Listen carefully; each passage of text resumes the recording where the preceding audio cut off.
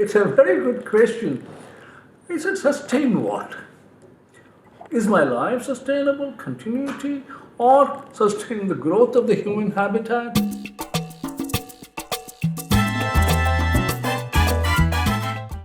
Good question. I think if my wife was here, it would have been fun. I think the youth of this place, probably my involvement with students of architects and the young architects, keeps my interaction with the spirits of the day. So what happens is when you meet them quite often, more often than what other people do, it keeps me really going. It's challenging to meet their demands. Whereas if I meet the older person, it's nice for a small relaxing talk and all this, but it doesn't have the challenge. It doesn't have the challenge because they're above you or they're equal to you, and the conversation is not in depth of something. It becomes not a challenging conversation, but it becomes interesting.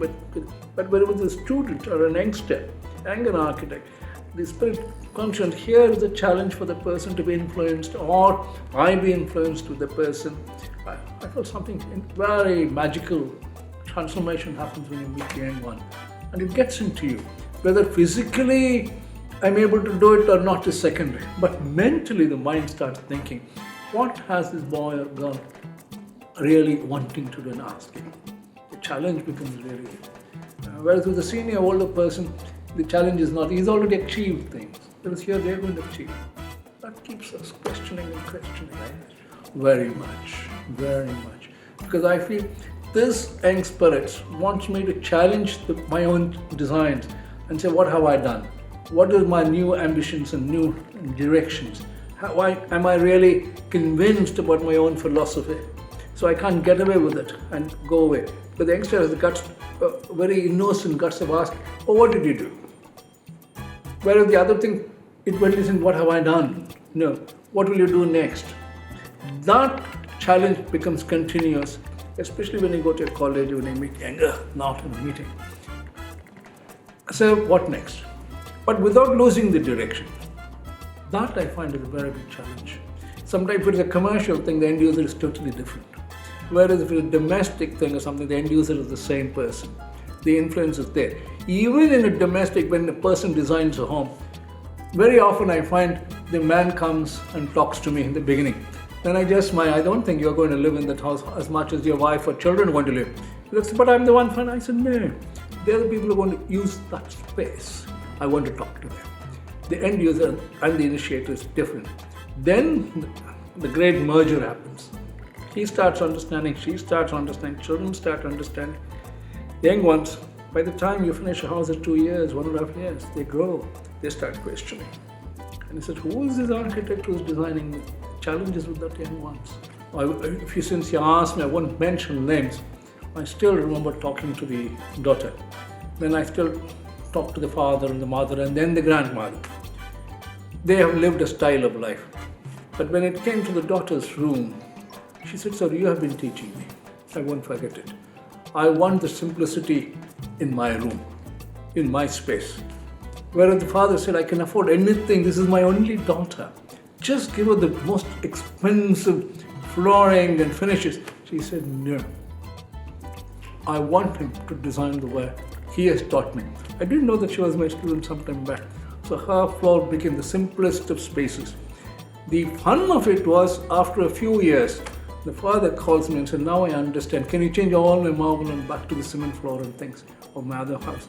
I said, usually it's the other way. He said, now I understand why that girl wanted to. She's now full-scale architect. I now understand the language changes. I feel the people should be taught to think on their own and then not be unnecessarily influenced, but then also respect the past and look at today's technology and art and then try to respond to the issues involved and then project the future. Because they're going to live in that space for a longer time. It is not the past they're going to live, it's the future they're going to live. It's an architect's, I would say, I won't use the word job, it is the philosophy or it is much more than that should present this youngster, the position, the place where he or she becomes part of the transformation and continues to be part of the transformation. It is just not a forced or fixed box. It should be much more. To me, personally, no. But if I look at the general aspect of architecture that's happening around the world, yes, it is killed. Because the tool has become so powerful that the tool has dominated the profession rather than the spirit of designing or spirit of space dominating. It's the tool that has dominated. That I agree with you. But there are still 1% or 2% of architects who ask the tool to say, you must remain in your place and then add value to our imagination and innovation.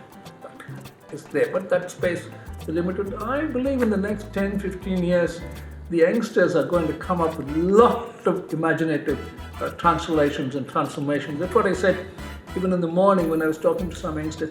Think of your future, where you will build, where you will live.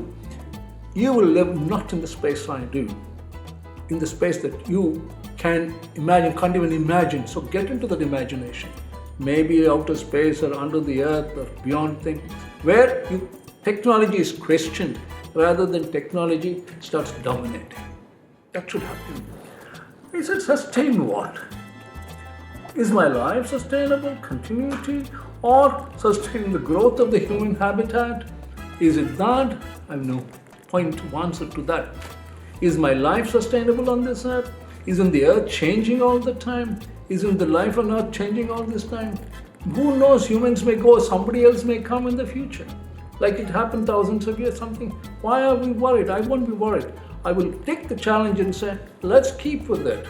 Climate change, other things, that all happen, but the future is unbelievable.